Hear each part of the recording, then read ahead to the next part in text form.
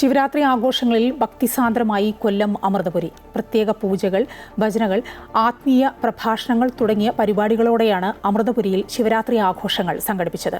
രാജ്യത്തിനകത്തും പുറത്തുനിന്നുമായി ആയിരക്കണക്കിന് ഭക്തരാണ് ആഘോഷത്തിൽ പങ്കെടുത്തത്. ആശ്രമ പരിസരം മുഴുവൻ ഭക്തജനങ്ങളുടെ സാന്നിധ്യത്തോടെ ആത്മീയ അന്തരീക്ഷം നിറഞ്ഞു നിന്നു. മഹാഗണപതി ഹോമത്തോടെയാണ് ചടങ്ങുകൾക്ക് തുടക്കമായത്. തുടർന്ന് ലളിതാ സഹസ്രനാമ ജപവും മൃത്യുഞ്ജയ ഹോമവും നടന്നു.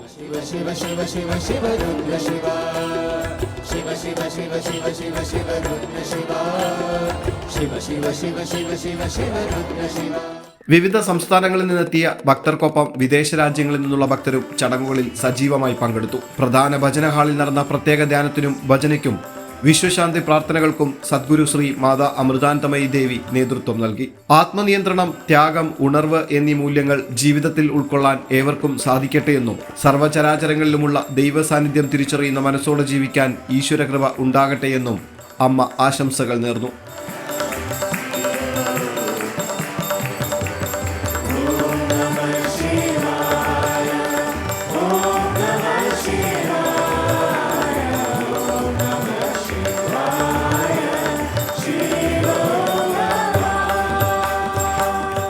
രാത്രി മുഴുവൻ നീണ്ടുനിന്ന ഭജനകളും പ്രാർത്ഥനകളും.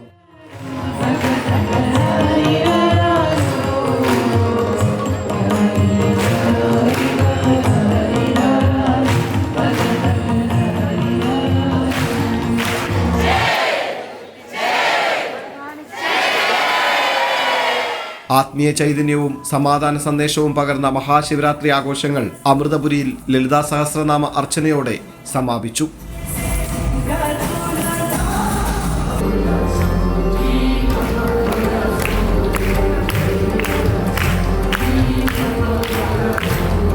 यः प्रथमं लोकं त्रिवारं प्रदक्षिणं करिष्यति तस्मै दास्यति.